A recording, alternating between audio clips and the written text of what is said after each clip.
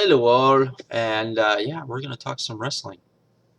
Finally, yes, finally got to watch everything I wanted to watch a couple days ago. So, and I'm finally being able to get my thoughts, I guess, on everything. I'm not gonna go into a big in-depth review on anything because I really just watched them and then just watched the next one and watched the next one. So I'm just gonna kind of give you my overall thoughts. Um, and just some stuff. So I guess what do we want to start with? I guess I'll start with Bound for Glory. Yes, I did watch Bound for Glory. Believe it or not, I did. Only because, as much as everyone had said TNA was getting better, I kind of was like, I guess I'll watch it. And I figured, I could, download it later and watch it, at my leisure, and I did. And I thought the show was pretty great, to be honest. I thought it had its problems, and I think the main event was definitely a worthy main event. The Rude match was everything we had hoped, except that it went on third, and then I think everything else was at least sufferable. The probably biggest complaint, I guess, would be the Aces and Eights stuff, which just was kind of like, really, god damn it. But but yeah, other than I would say that, there was nothing else too glaringly, TNA-ish, I would say.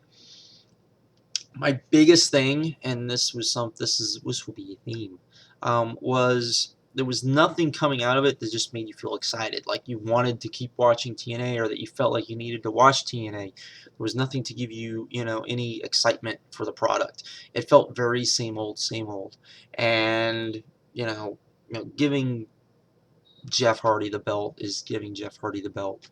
But and I do think that the main event needed to be the Rude match. I think he should have won the belt back from Aries at some point before, and then you do the match they've been building up to all year. And I think it would have even probably even if that had been the final match, and even if we wouldn't have gotten Aries and Hardy, I think it would have made the pay-per-view seem all that better because would have got a new champion, would have gotten the finale of a feud that had been going on for a year. All of that stuff would have culminated, and I think people would have felt very good about it, and people would have felt like the product was going in a new direction. And then when you come out of the pay-per-view, it doesn't feel that way, and I think that is somewhat of a problem. Then I did watch Glory by Honor as well. Another,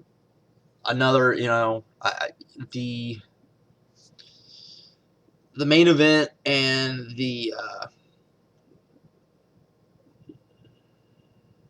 TV title match were great, without question. And this pay-per-view, it's amazing because after this pay-per-view, people got really excited. I shouldn't say excited, but they were willing to at least, I guess, give Ring of Honor the benefit of the doubt. This was a delirious booked show. It did feel different, and there was, the show just felt really good. And I don't think they will. I still think they have a huge obstacle ahead of them. I don't think this like rights the ship by any chance because you still have a lot of problems. You still need some new talent. You still need the parent company to be willing to spend money that they're not willing to spend, and other things of that nature. But there was the fact that you did come out of the pay-per-view with some excitement because El Generico seems to be coming back. He's going to face Kevin Steen. It's all going to be a great and wondrous thing. That's what I thought they should have done after last year's Bound for Glory, or Bound for Glory, listen to me, Bound for Glory, Final Battle was, El Generico should have been gone. Been gone for a year and then brought back this way, and then I think it would have worked a lot even better than it had. People would have been wanting him to come back. You tell him go work whatever shows you want to work, and then you can come back, and it would even be a bigger deal. And I think you can you could sell the iPay-per-view just on that one match, and I think and then anything else that you added would be gravy. So. Again, I'm still not too enthused with where they are at, but I think that there's at least a little bit of excitement, and that's good. to where they might be going, but it might be all for naught because I still don't see the important things changing, i.e., parent companies spending money on the product to bring in new people, to bring in better people, and all of that. Then I also watched the New Japan iPPV, which I guess is the last iPay-per-view before we get to the Tokyo Dome show. And this was an excellent show, without question. I definitely would recommend seeing it. The Tanahashi match was probably the best Tanahashi match I've ever seen. I'm not the biggest Tanahashi fan in the world, but it felt very different. It was a match that where usually with Tanahashi matches, I feel very disconnected, and I felt very connected in this match. So probably just because of the way it was built, maybe. I don't know. But I'm not, not that I don't think Tanahashi's great, because I do think he's great. I just don't think he's as great as other people say he is, I guess would be the way I'd say it. I just don't care for him as much. The co-main event was great, the Sakuraba tag match. Very different type of match, but still just very cool match because of the way that they did it. But that had a lot to do with, Sakuraba knows how to do what he does very well. So that was really good. The other thing that really came out of watching this was how much better New Japan is using the ex-WWE talent than WWE ever did. You look at David Hart Smith, I mean, he's happy, he goes out there, he looks motivated, all of that sort of stuff.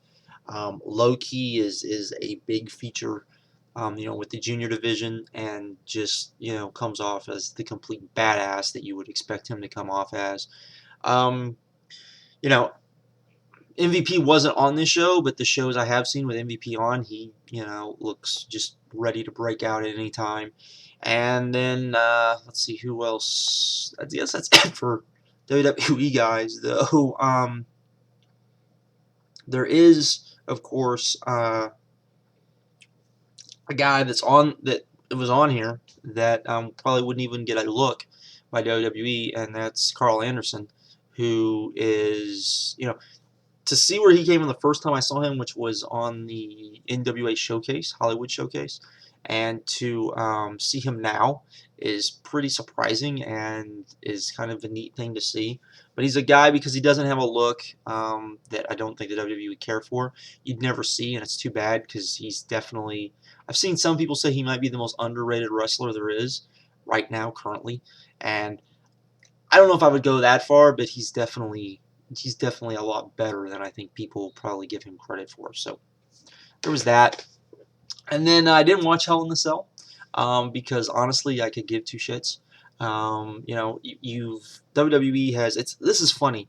I am actually on WWE's. I guess I don't know. They did this thing where they were letting, I guess, they send out surveys for fans to tell them how they're doing, and they're multiple choice, or they're yes or no, or stuff like, what are you excited about? And the survey before Hell in the Cell, and I would imagine that a lot of people, I would even think casual fans would be the same way, that the match people were looking forward to was the main event, CM Punk versus Ryback.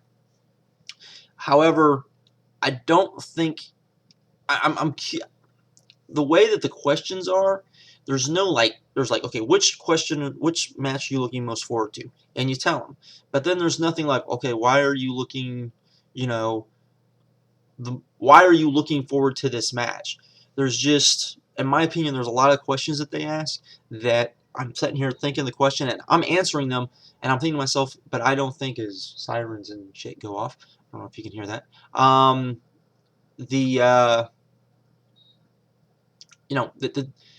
The reason why I'm answering what I'm answering is not the reasons why I think WWE thinks I'm answering the way I'm answering, and that is a problem with it. I definitely feel the after, which was, did you watch Hell in a Cell? No, I didn't. And then I explained why. But there is a little thing, and I would say if you're part of whatever the little survey thing is, and I don't know how many of you watching this would be part of it. There is a little comment section, and I do think that I always fill that out, and the reason being is I think that if people fill that out so that people and try to explain why they're answering the questions the way they're answering, particularly if they think they're answering a question that the way the WWE would like them to answer it, but they're not answering it for the reason the WWE would like them to answer it. I think that's important, and I think if enough people do that, maybe WWE will wake up. But no, I did not watch Hell in a Cell. You've got, Hell in a Cell was meant to be the ultimate blow-off match for feuds, and now it's basically nothing more than just a cage match with no blood, nothing. And my thing with gimmick matches, this is what I really don't like about the oversaturation of gimmick matches. I like gimmick matches to mean something, and I like to the point where I like guys to have, particularly as like I'd say upper mid card to the main event guys. I think all should have like their specialty match, their specialty gimmick match that the shit's on when there's this type of match, because this guy's gonna put a beating on a guy, or the hero, or the heel is, or the face, can the face go into the heel's specialty match and beat him? I think particularly for the blow off match, I think that adds a lot.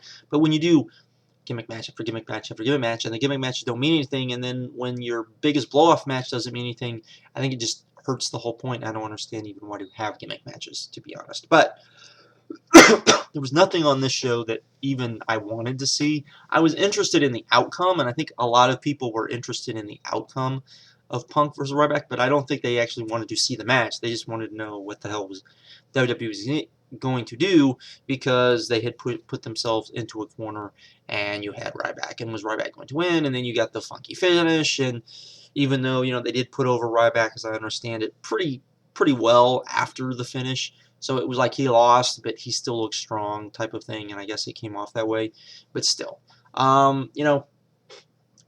my thing is, at some point when Ryback started getting really hot, because when Ryback started getting hot, they brought back Wade Barrett.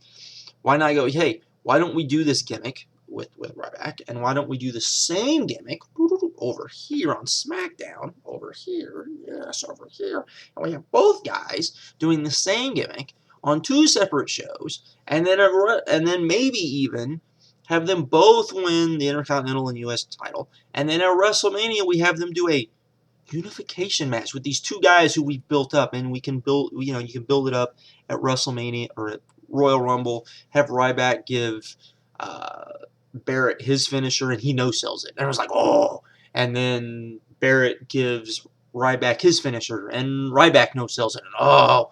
And you have that whole sort of just like the 2 monsters meeting in the middle of the ring in a battle royal kind of moment, and that leads to the WrestleMania match. And the thing is, if you think you can still get legs out of Ryback, Barrett can easily lose and be fine, So, and if you don't think so, well, you just feed Ryback to Barrett, and you make Barrett into a bigger deal, and either way, you've probably just made 2 guys who weren't made before, and you've just made 2 stars. Where right now they are using 1 guy, and they're made, and not only that, but you would elevate both guys even maybe higher than they were doing. But it's not the way WWE works. Not the way they think. I don't know, but yes, there was no reason for me to watch it. And on top of that, I have not watched a full Raw in, I think, maybe 1 week since they went 3 hours. I have a friend on Twitter who doesn't really follow wrestling, and he started watching Raw last week, and I'm watching him on Twitter. And he went through the first hour, and he was bitching and whining and saying how much everything sucked, and then and what he liked and what he didn't like, and then same thing with the second hour. Then the third hour got ready to start, and I believe his quote was, "How the fuck do people do this every week?" He goes, "This is insane to be, we have another hour to go, really." Yeah. So, yeah, that's what we have. And again, there's nothing, I guess the stuff to get excited about for WWE would be whatever they're going to do with Undertaker, whatever they're going to do with uh, with Brock Lesnar, The Rock, Cena, Punk, whatever they're going to do there. There's intriguing stuff down the road, but there's nothing immediate, and I think that is probably one of the big problems. They are doing the traditional Survivor Series match, which will be interesting. It'll be interesting to see how they do it. Again, I hope if they do it and in main events, they give it time and we actually get like a 45-minute match, which is what these matches should be. Almost always should be. The least these matches should be. The least an undercard one of these matches that just have a bunch of just geeks on it should be 20 minutes. The shortest a main event one should be is 45.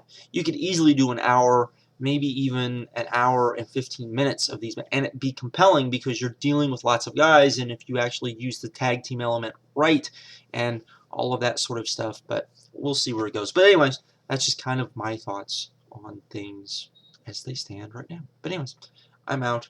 Have a good one later.